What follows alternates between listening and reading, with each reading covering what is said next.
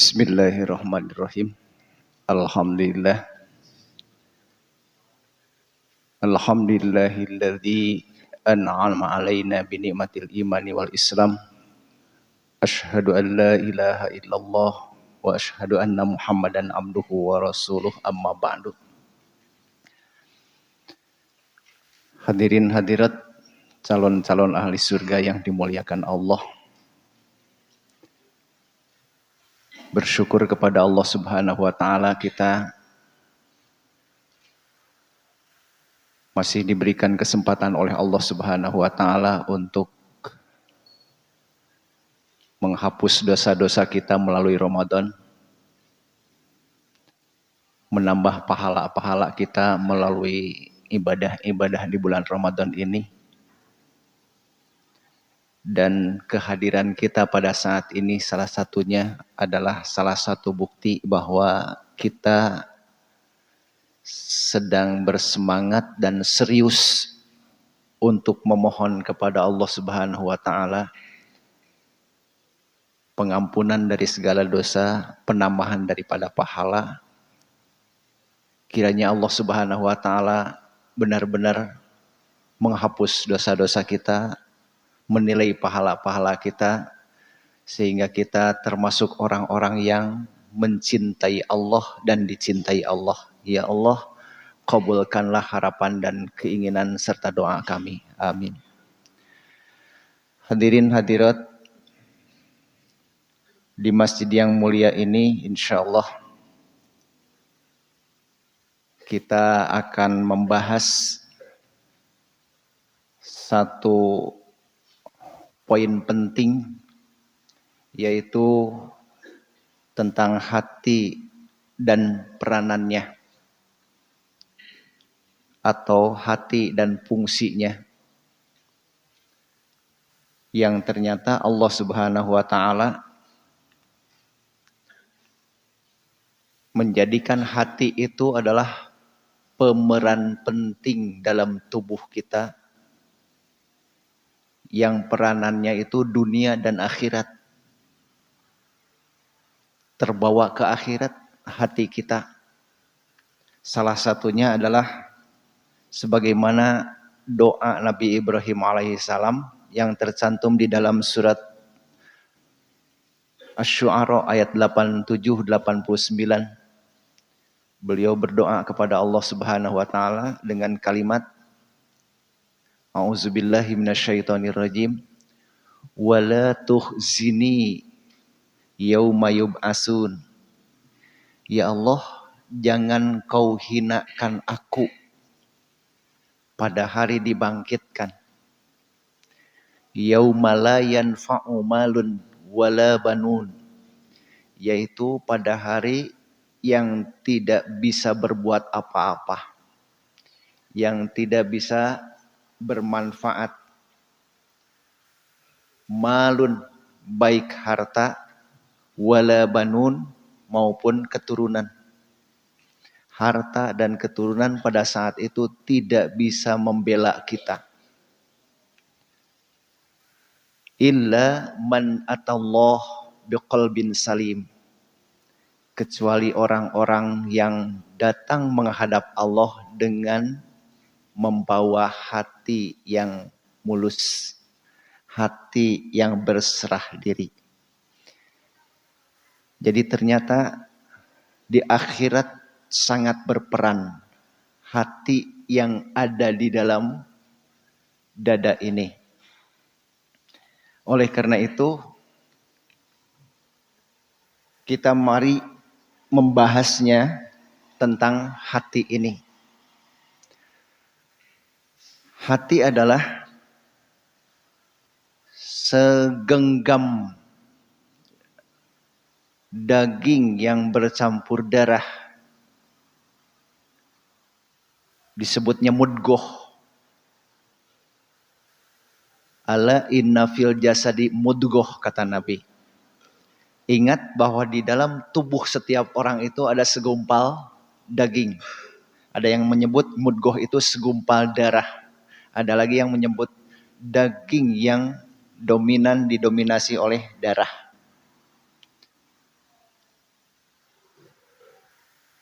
Inilah hati yang menurut para ahli,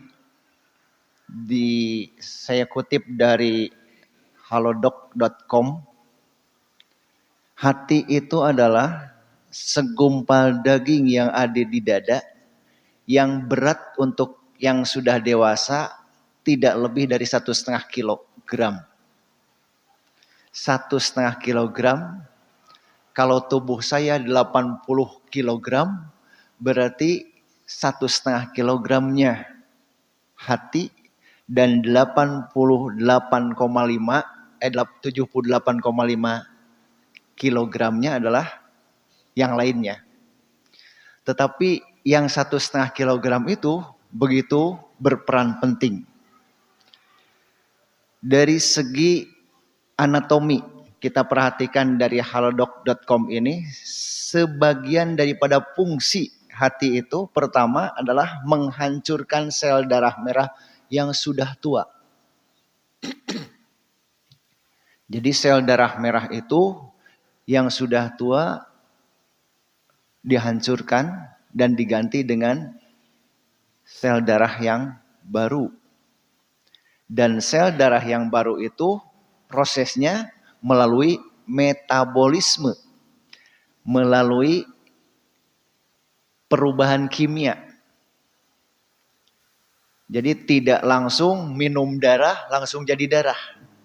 Tetapi dari jengkol bisa jadi darah.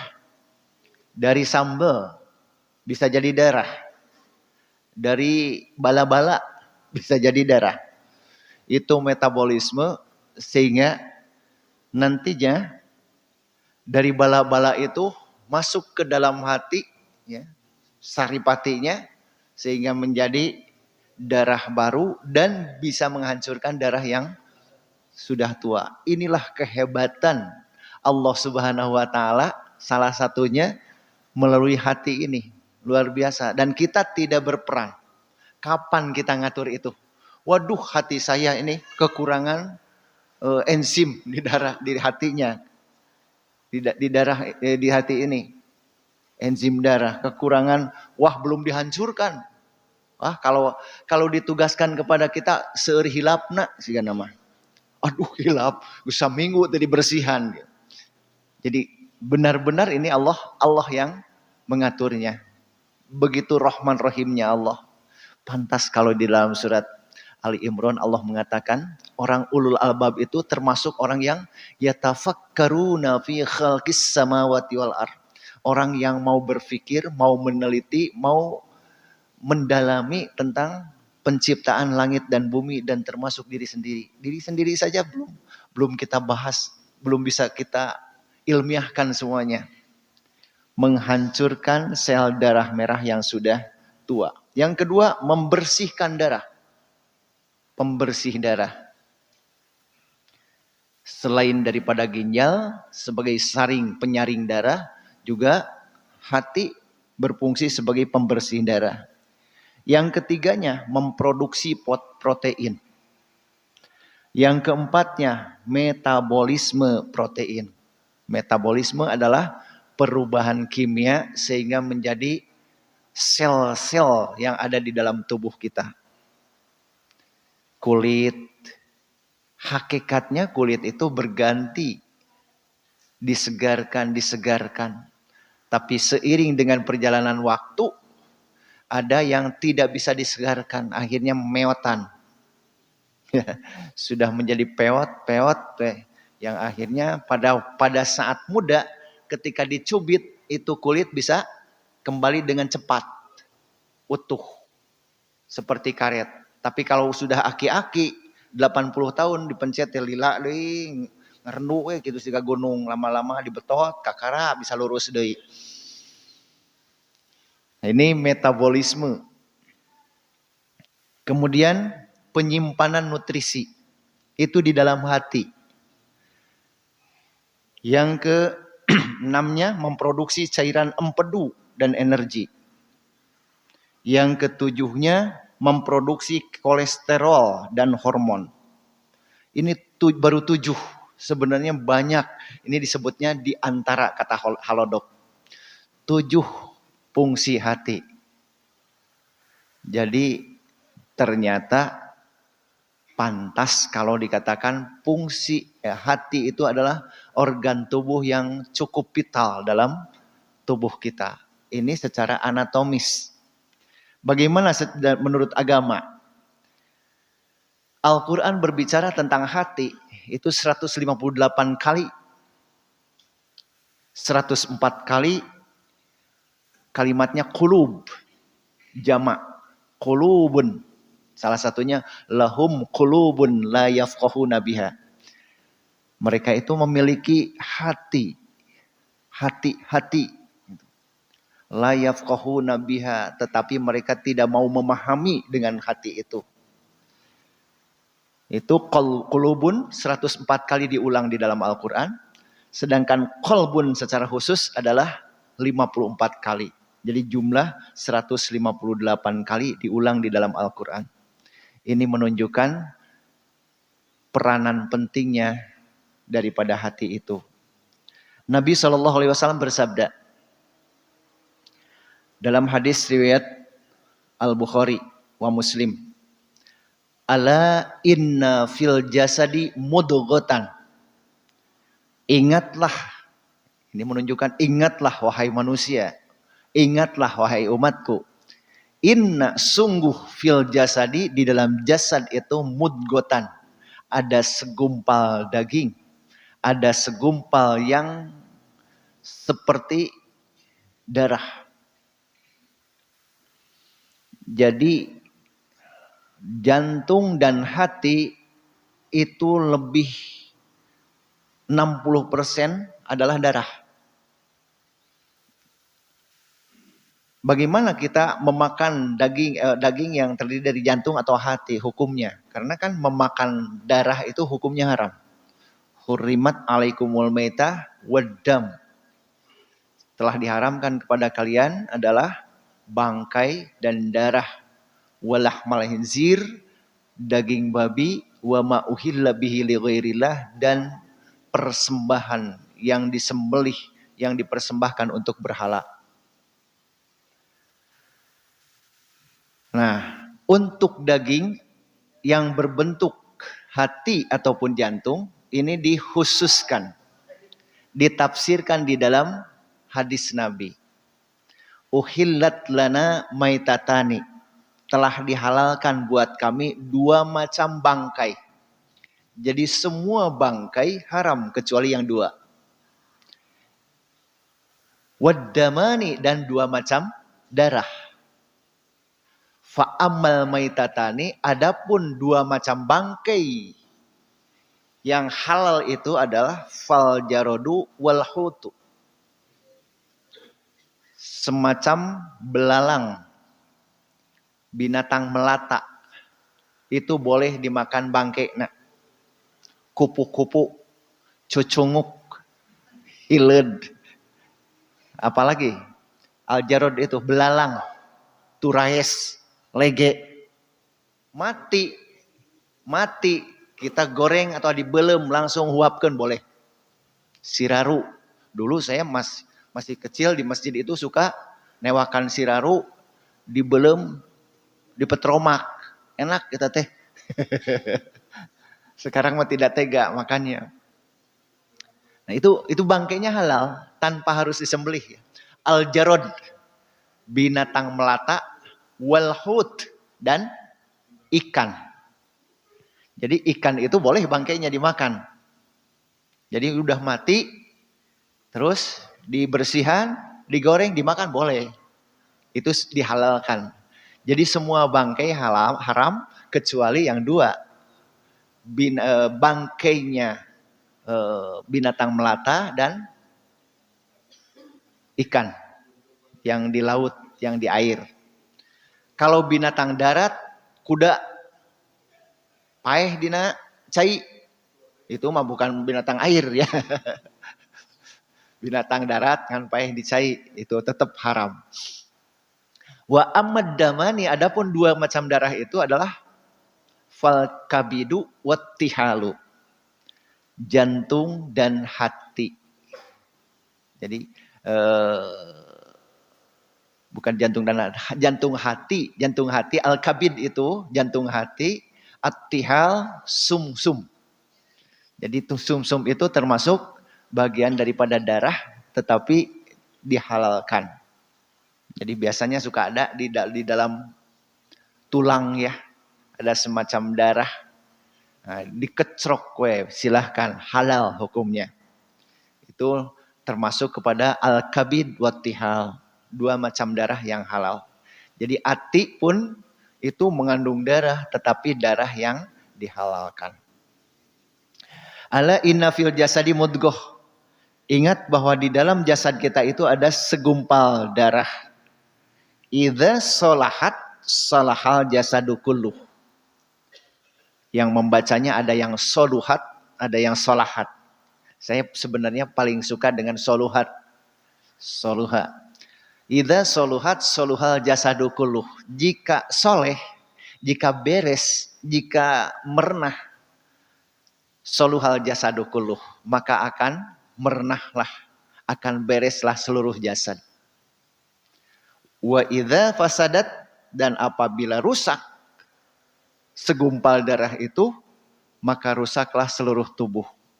Ala ingatlah wahyal qalbu.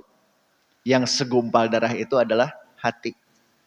Kita merasakan kalau hati sudah gelisah, sudah gundah, maka biasanya nyerang ke tubuh yang lain. Ngomong mulai ngaco. Itu. Mata kadang-kadang jadi melotot gara-gara hati. Kalau lagi rusak hatinya. Kemudian naik ke mastaka jadi stres. Itu kalau rusak hatinya. Tapi kalau sedang semeringah hatinya, maka muka pun akan terasa cerah dan bercahaya. Ini menunjukkan bahwa muka atau gerak tubuh itu adalah gambaran hati. Makanya kita suka melihat orang itu bukan melihat hatinya. Siga nu berbunga, lihat dari mukanya. Dan itu benar-benar kalau mukanya sedang semeringah, ini hatinya sedang gembira. Benar apa yang dikatakan oleh Rasul, kita padukan dengan apa yang dikatakan oleh Halodoc tadi secara anatomi. Jadi kesimpulan pertama adalah kita bisa merawat tubuh ini tergantung sejauh mana kita merawat hati kita. Imam Al-Ghazali mengatakan bahwa hati itu ada 3. Ada al-qalbus salim. Al-qalbus salim yang diambil dari tadi surat Asy-Syu'ara ayat ke-89. Hati yang mulus, hati yang sehat, hati yang tunduk. Salim itu lebih cenderung kepada tunduk, pasrah kepada Allah. Itu qalbus salim. Yang kedua, qalbun marid, hati yang sakit. Hati yang sakit itu secara anatomis penyawat liver, kemudian penyakit-penyakit yang lain, hepatitis A, hepatitis B, penyakit koneng, itu secara anatomis. Secara mental itu adalah orang yang sudah terkena, orang mukmin, orang muslim yang masih suka hasud, suka marah-marah. Itu artinya sakit. Dilarang untuk marah tapi masih suka marah. Nabi mengatakan la tagdob tapi juga masih suka marah. Itu pentingnya, ya namanya manusia. Ada marah, ada hasud. Oleh karena itu minta kepada Allah. Salah satu menghindarkan dari hasud adalah membaca surat Al-Falaq. Min syarri ma khalaq wa min syarri ghasikin idza waqab wa min syarrin naffasati fil 'uqad wa min syarri hasidin idza hasad. Ini adalah penyakit-penyakit fisik yang menyerang hati kita. Selain itu juga An-Nas digunakan untuk penyakit-penyakit hama-hama yang mistik yang menyerang juga ke hati kita. Yuwaswisu fi sudurin nas. Jadi kalau Al-Falaq itu bendanya yang mengganggu kejahatan kepada kita itu nyata, tetapi penyerangannya itu penyerangan langsung ke hati. A'udzubillahi falaq min syarri ma khalaq, dari kejahatan semua makhluk. Ini memang fisik ke fisik, seperti kalajengking segala macam, tetapi lebih cenderung min syarri ma khalaq ini adalah yang bentuknya bentuk gaib gitu. Oleh karena itu ketika kita memasuki goa, memasuki tempat-tempat yang asing bagi kita, kita dianjurkan untuk berdoa. A'udzu bikalimatillahi tammah min syarri ma khalaq. A'udzu, aku mohon dilindungi, mohon perlindungan kepada Allah. Bikalimatillahi tammah, dengan kalimat Allah yang maha sempurna. Min syarri ma khalaq, dari kejahatan semua makhluk. Jadi makhluk yang dihadapi oleh kita di tempat yang serem itu bisa jadi makhluk yang nyata semacam kalajengking dan ular. Bisa jadi makhluk yang tidak nyata, bisa menyerah. Maka kita minta kepada Allah, min syarri ma khalaq. Lindungi ya Allah aku dari kejahatan semua makhluk. Jadi min syarri ma khalaq di dalam surat Al-Falaq. Wa min syarri ghasikin idza waqab. Dan kejahatan malam apabila gelap gulita. Di waktu malam itu, makhluk yang nyata, yang real, yang terlihat, dan makhluk yang tidak terlihat bisa menyerang, lebih dominan untuk mudah untuk menyerang kita di waktu tidur. Karena waktu gelap itu kita waktu tidur, dan serangan-serangan semacam orang-orang yang istilahnya penyihir, orang-orang yang apalagi yang nyantet itu di waktu malam. Min syarri ghasikin idza waqab wa min syarri nafasat, dan dari kejahatan tukang sihir, nenek-nenek sihir, mak lampir, tuh mak unggulnya, nenek sihir, mak lampir gitu. Makanya nafasat, wanita-wanita tukang sihir. Fil uqad, yang meniup-niup pada buhul. Wa min syarri hasidin idza hasad, nah hasud.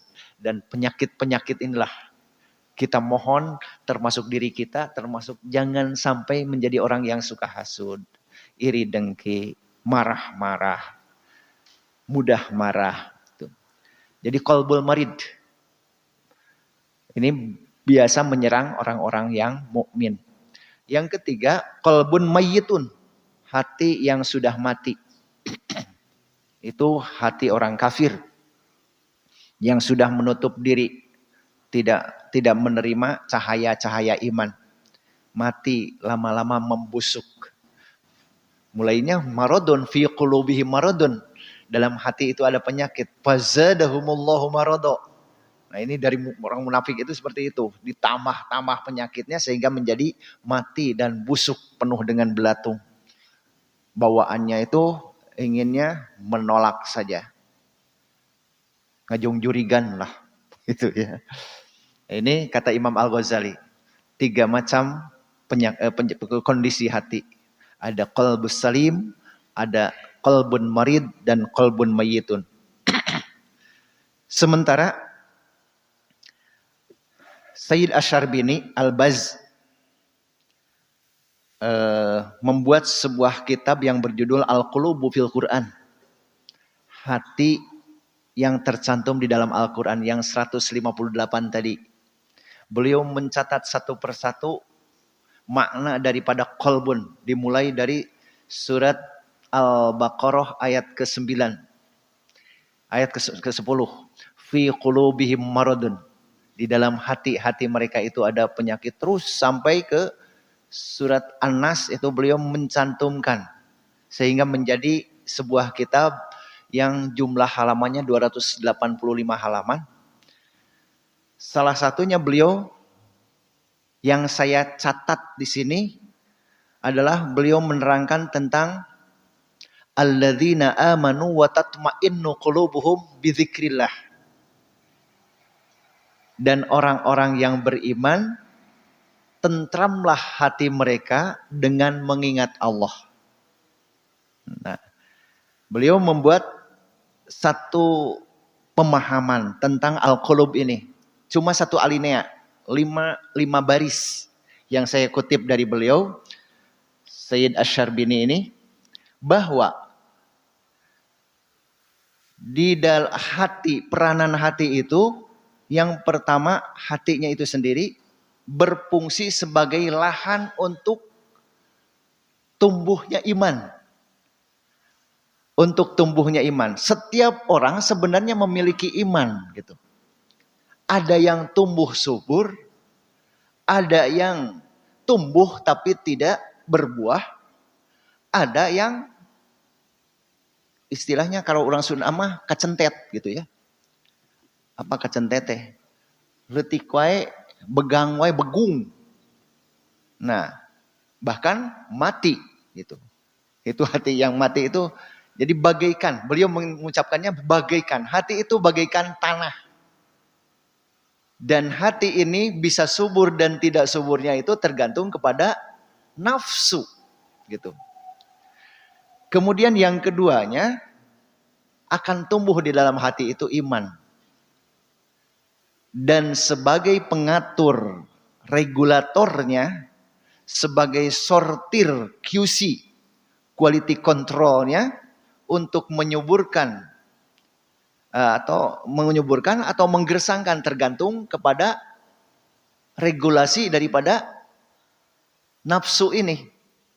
Karena nafsu, nah ini beliau mengatakan bahwa nafsu itu seperti yang diungkapkan di dalam surat Asy-Syamsu ayat ke-789, wa nafsiu wa ma sawwaha. Demi nafsu dan yang menyempurnakan nafsu itu. Nafsu di dalam hati itu sebagai regulator, kalau di kita mah barangkali di nafsu itu sudah, kalau di dalam kalau kita bayangkan dalam apa istilahnya tuh, kalau tanaman yang dibuat oleh kita dengan sirkulasi air, hidroponik ya. Kalau kita bandingkan dengan hidroponik itu seperti satu di dalam ember itu sudah ada air, sudah ada nutrisi, sudah ada pupuk, dikumpul kemudian ditarik dengan pompa, disirkulasikan sehingga menjadikan tumbuhan itu subur. Siapa itu yang meregulasikannya? Adalah nafsu. Wa nafsi wa ma sawwaha. Dan demi nafsu dan yang menyempurnakannya Allah. Fa'al hamaha fujuroha wa taqwaha. Allah sudah mengilhamkan ke dalam nafsu itu jalan dosa dan jalan takwa. Artinya di ember itu sudah ada dua pompa. Mau dipompakan minyak tanah yang bisa membunuh iman gitu. Membunuh, apakah mau dimasukkan nutrisi yang bisa menyuburkan iman. Fa'alhamaha fujuraha wa taqwaha. Diilhamkan ke dalam nafsu itu jalan dosa dan jalan takwa. Jadi nafsu, makanya nafsu itu akan diminta pertanggungjawaban nanti di hari akhir itu. Nafsu itu akan diminta pertanggungjawaban, dan yang punya hati yang subur, hati yang pasrah, itu nafsu yang dipanggil. Surat Al-Fajr ayat 27, 28, 29, 30. Ya ayyatuhan nafsul mutmainnah. Wahai semua nafsu yang tenang. Irji'i ila rabbiki radiyatan mardiyah. Pulanglah kepada Tuhanmu dalam keadaan radiyah, suka, senang. Mardiyah, dan disukai. Dia datang menghadap Allah dalam keadaan suka bunga. Dan Allah pun mardiyah, menyukai kepada dia. Jadi suka dan suka. Fadkhuli fi ibadi, bergabunglah dengan hamba-hambaku, wadkhuli jannati, dan masuklah ke dalam surgaku. Ini nafsu yang meregulasi mutmainnah ke dalam iman sehingga subur di dalam hati. Atallah biqalbin salim tadi. Nah, nafsu ini inputnya yang merasuk ke dalam nafsu, nutrisi, minyak tanah, bensin, semua, pokoknya semua semakbruk lah. Apakah sampah atau apa yang bisa menyuburkan dan merusak daripada iman itu dikirimkan ke dalam nafsu oleh panca indera. Itu kata Syekh As-Sarbini Al-Baz. Panca indera inilah inputnya.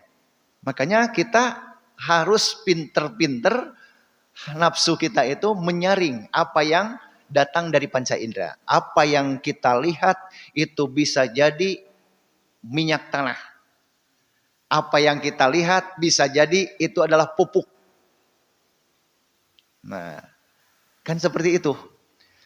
Lihat tetangga gaduh mobil anyar. Akan muncul masuk ke dalam nafsu kita. Apakah kita harus hasud, harus dengki? Apakah kita harus bersyukur? Duh, dia punya mobil baru, padahal hirupna dengan ukur cicing, tapi boga mobil masalah nyegik. Nah, ini sudah mulai ada penyakit nih, ngirim ke nafsu, nyegik gitu. Atau yang kedua, alhamdulillah kita punya tetangga, punya mobil baru. Mudah-mudahan semakin soleh. Ketika kita butuh tinggal namut. Sampai datang kita ke rumahnya. Aduh, engalnya mobilnya. Alhamdulillah merek naon itu merek Torrento. Nisainya merek Torrento. Alhamdulillah ngiring bingah. Meh gampil ieu mah teu kedah ngarental atuh. Tinggal namut we nya. Mun mangga cenah gitu. Jadi baik dengan tetangga. Dan kita tidak banyak risiko. Teu kedah meser oli, teu kedah nyiapkeun garasi, tapi kita merasakan nikmatnya berbagi dengan tetangga. Walaupun kenging namut, da sami wae kenging namut sareng kenging nu nyalira oge pan. Ai calikna mah raos kitu. Nah, inilah apa yang kita lihat masuk ke dalam nafsu, lalu nafsu membaginya ke dalam iman. Kata iman, jangan hasud, la tahasadu. Itu kata Allah. Itu yang dimaksud dengan tadi, yang disebut dengan bizikrillah. Bukan hanya zikir dengan membaca bacaan-bacaan. Tetapi zikir itu mengingat kepada Allah. Allah suka nggak ya apa yang saya lihat itu dengan kata-kata, ya menang maok, menang korupsi, itu mah. Apa untungnya kalau kita mengatakan menang korupsi dan turut bergembira?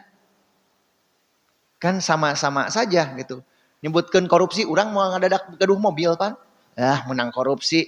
Lalu ujung-ujungnya orang teh punya mobil. Tidak akan. Kita datang kepada dia ikut bersyukur dan bergembira pun itu tidak serta-merta kita mendapatkan mobil. Tapi Allah memerintahkan bersyukurlah. Ketika orang lain mendapatkan kegembiraan, kemudian kita ikut gembira, itu akan adalah satu pahala. Selain itu kita akan bisa menikmatinya. Sok beda lagi dengan orang yang hasud tadi. Apa istilahnya? Mahmatubtin tudhirul ayam bahasa Arabnya. Sabuni-bunina anu nuang jengkol bakal kapang kamung bauna gitu. Jadi mahmatubtin tudhirul ayam bahasa Arabnya, apapun yang disembunyikan satu saat akan terbuka. Jadi apa yang kita ucapkan dengan hasud itu walaupun dia tidak dengar, nyambung biasanya nyampe kepada orang yang bersangkutan. Kalau sudah nyampe sakit hatinya, boro-boro rek nambutkeun mobil pan. Nuduh saya si eta mah korupsi. Moal diinjeuman najan teu dipake oge. Kan akhirnya seperti itu. Ini penyakit nafsu ya ini. Yang dititipi adalah nafsu. Regulasinya. Apa yang kita dengar sama. Apa yang kita dengar juga akan begitu. Didengar-dengar akan menjadi dosa atau akan menjadi kepahala. Apa yang kita cium. Sengit naon, bau naon, bahkan di rumah tangga juga. Apa yang kita kecap, apa yang kita diraoskeun ku lidah. Itu yang terbaik adalah harus zikrullah. Salah satunya di dalam rumah tangga. Suami istri itu tujuan Allah menciptakan suami istri adalah untuk sakinah, bukan untuk pasea gitu kan. Untuk tentram. ciptakan ketentraman walaupun dalam suasana panas. Walaupun dalam suasana panas, usahakan supaya menjadi ketentraman. Dan itu yang ditujuan dalam rumah tangga. Dan enak itu rasanya. Satu saat Siti Aisyah menerima kedatangan Rasulullah dalam keadaan sedang tidur. Jadi Rasulullah pulang jihad, pulang berjuang malam hari. Mengetuk pintu, masuk ke rumahnya. Dan Rasulullah meminta kepada Aisyah untuk minum air manis. Mun urang mah ayeuna teh manis lah. Nyungkeun teh manis. Maka Siti Aisyah dalam keadaan sedang baruruten. Baruruten teh apa ya bahasa Indonesianya? Ya. Masih lulungu. Sunda keneh wae. Dalam keadaan masih lulungu, kemudian beliau masuk ke dapur, ngambil air, masukkan gula, kemudian diserahkan kepada Rasulullah SAW. Jadi setelah diserahkan kepada Rasulullah, Rasulullah mencicipinya. Ketika dicicipi, beliau tersenyum dan menyimpannya kembali. Siti Aisyah aneh ketika Rasulullah kelihatan dalam keadaan haus sekali, tetapi airnya cuma dicicipi saja. Lalu bertanya, kenapa ya Rasulullah engkau hanya mencicipi saja? Nah, jawabannya, jawaban yang zikrullah. Supaya tatmainul qulub. Apa zikrullahnya? Kata Rasulullah, saya ingin minum air ini bersama istri saya tercinta. Kemudian Siti Aisyah gembira luar biasa. Rasulullah begitu sayangnya kepada dia sampai minum saja mau segelas berdua. Maka dicicipinya oleh Siti Aisyah. Ternyata yang diminum itu asin. Tertukar uyah dengan gula. Karena baru rutan tadi ya, lelungu. Jadi tertukar toplesnya itu sugante gula bodas gitu. Si horeng uyah. Maka Siti Aisyah meminta maaf kepada Rasulullah. Masya Allah ya Rasulullah, maafkan saya. Rasulullah bagaimana? Tersenyum. Dan akhirnya menjadi gurauan. Itu yang disebut dengan sakinah. Dalam rumah tangga. Coba kalau yang hatinya, nafsunya sayyi'ah, nafsunya jelek. Barang diambil, cing, minum. Hayang nu manis. Barang dileueut asin, sok kumaha kagamarna. Ieu si teh manis atau cikiih muning. Kitu paling nya. Cing ngarasan akang nyawe asin seblokeun kana rarai. Teuh, akhirna mana itu sakinah. Jadi ini salah satunya ya, memelihara kalbu itu. Betapa pentingnya kalbu itu sejak di dunia sampai akhirat. Itu adalah rumah tangga. Ketika Rasulullah pulang dalam satu perjuangan pula, beliau mengetuk pintu. Assalamualaikum, ke rumah sendiri, rumah Aisyah. Ternyata Aisyah tidak membuka. Salam kedua tidak dibuka. Salam ketiga tidak dibuka pula.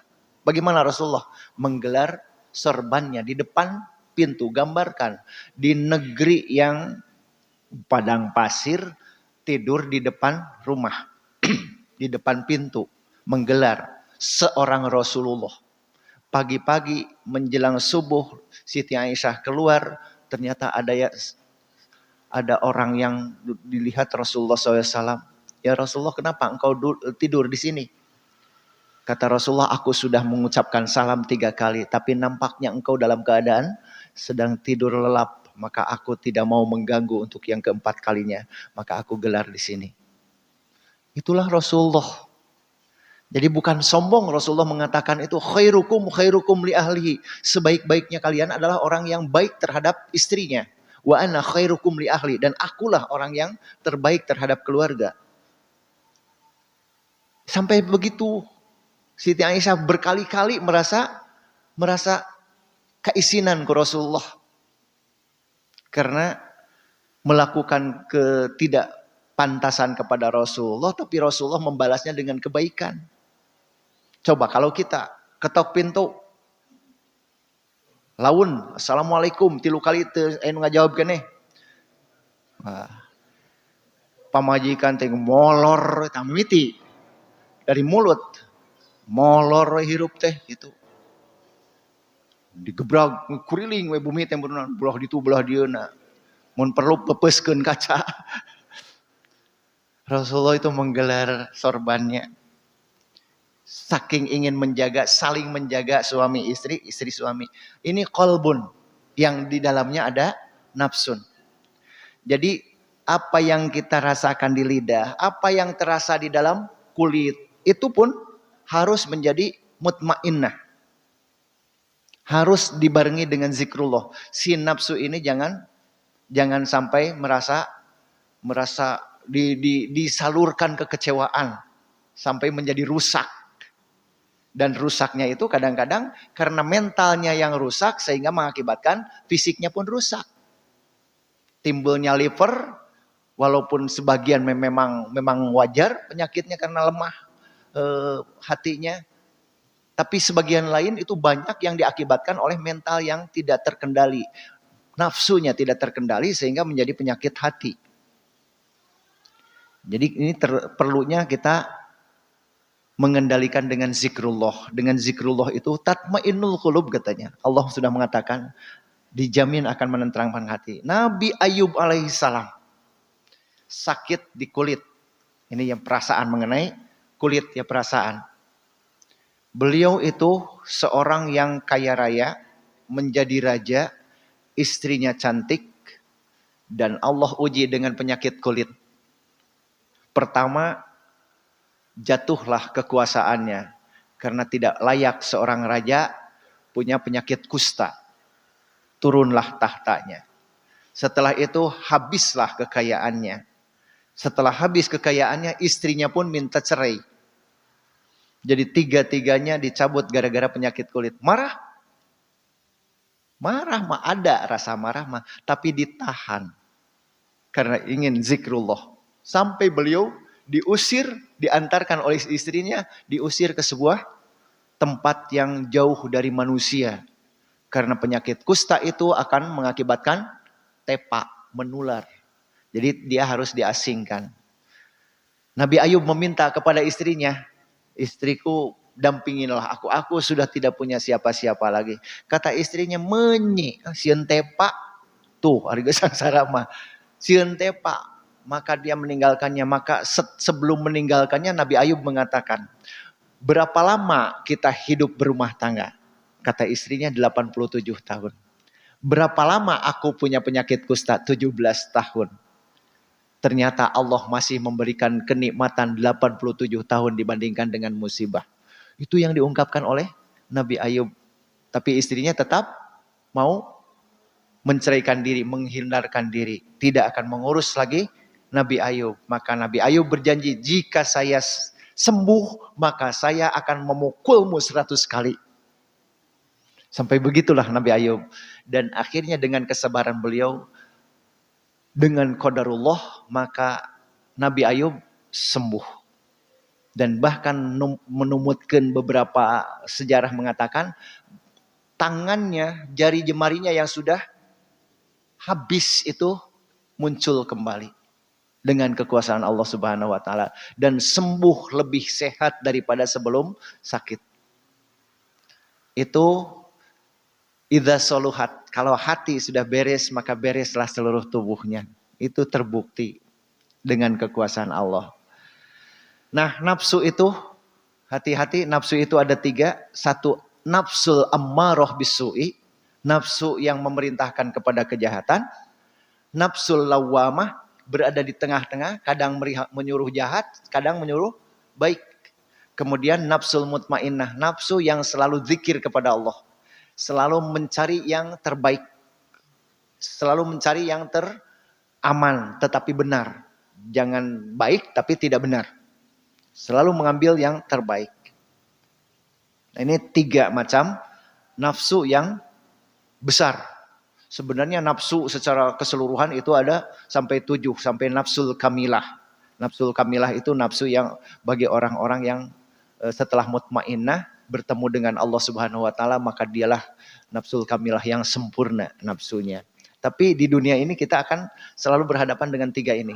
Nafsul ammarah bisu'i, nafsu marah, nafsu menyuruh kejahatan, nafsul lawamah, nafsu yang cenderung tengah-tengah, kadang menyuruh jahat, kadang-kadang menyuruh baik. Dan yang ketiga nafsul mutmainnah. Kita harus bertahan di nafsul mutmainnah. Selalu cari bagaimana baiknya. Hati bagaikan komandan dalam tubuh kita. Jadi hati ini tergantung apa tangan kita, mata kita, seluruh tubuh kita, kaki kita sangat tergantung kepada hati. Apa kata hati jangan, maka tidak. Kata hati jalan, maka jalan. Itulah hati. Begitu berkuasanya seperti komandan dalam sebuah ketentaraan. Coba perhatikan, kaki diperintah oleh hati. Tubuh sehat dan tidak sehatnya juga diperintah oleh hati. Saya mau ini. Kalau sudah ada mau, biasanya suka dikerjakan. Untuk mata tepan aya perem, aya meletet, aya benta, aya molotot gitu. Nah yang nyuruh itu siapa? Jadi kalau hoream itu hoream, tunuh gitu dan lain sebagainya. Mata, otak juga diperintah oleh hati. Kata hati pikir. Kemudian telinga, hidung, mulut sampai calangap gitu. Itu disuruh oleh hati. Tangan memukul atau bersalam, damai, maka itu pun hati yang memerintah. Ternyata 1,5 kilogram ini sangat berkuasa di dalam tubuh kita. Nah inilah surat Ar-Ra'd ayat 28. Alladzina amanu wa tatma'innu qulubuhum bizikrillah. Orang-orang yang beriman dan hati mereka menjadi tentram dengan mengingat Allah. Ingatlah, hanya dengan mengingat Allah hati menjadi tentram. Quran surat Ar-Ra'd ayat 28. Kita perhatikan orang yang tatma'innu qulubuhum itu. Ini siapa ini teh yang membaca Quran, yang tahfidz Quran anak-anak? Ya. Lupa saya namanya nih. Nah, ini Syekh Masyari Rasid. Orangnya hitam, Masyari teh. Tapi kelihatan di mukanya. Ya. Kelihatan di mukanya menjadi dengan zikir kepada Allah itu akan terlihat.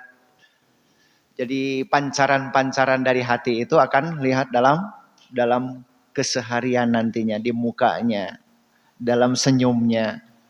Ini Syekh Masyari Rasid yang tahfidz Quran, termasuk juga Imam Haramain, Imam Mekah dan Madinah.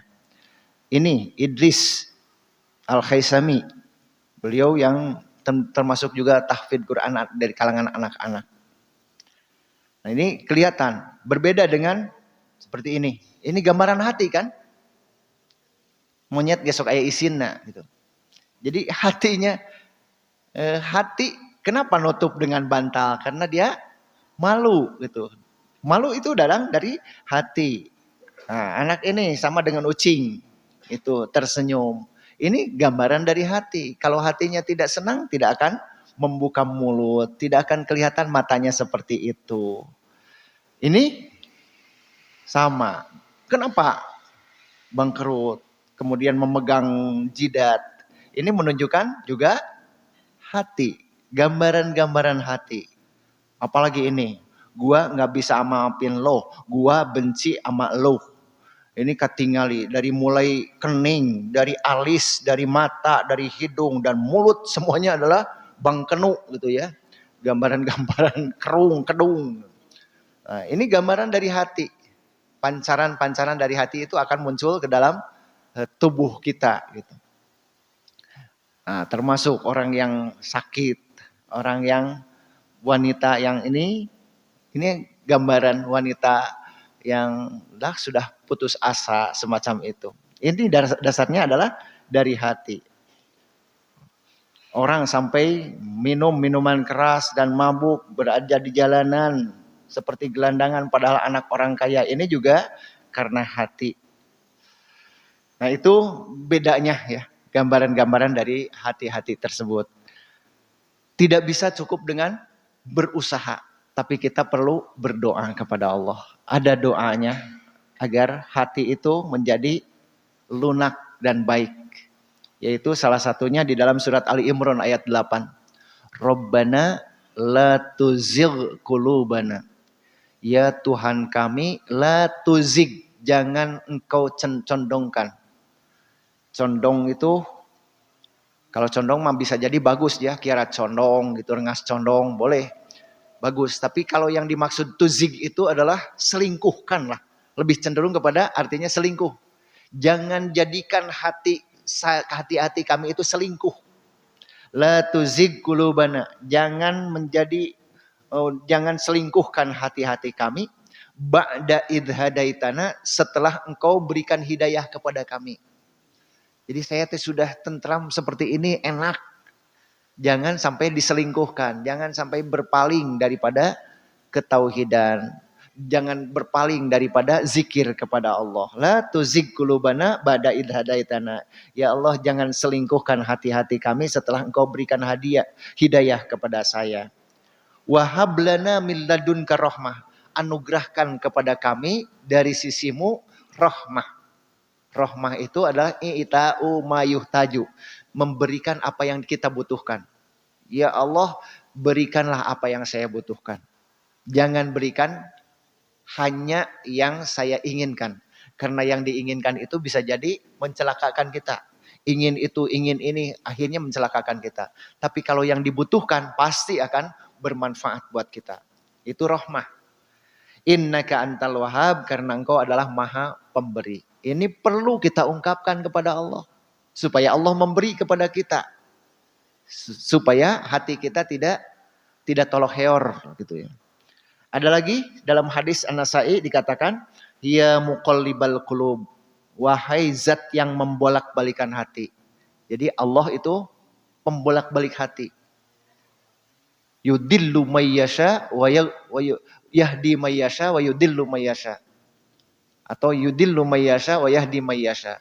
Allah bisa membuat orang menjadi sesat, Allah lah yang bisa membuat orang mendapat hidayah. Oleh karena itu minta kepada Allah, ya muqallibal qulub, wahai yang membolak-balikan hati, sabbit qalbi ala dinika.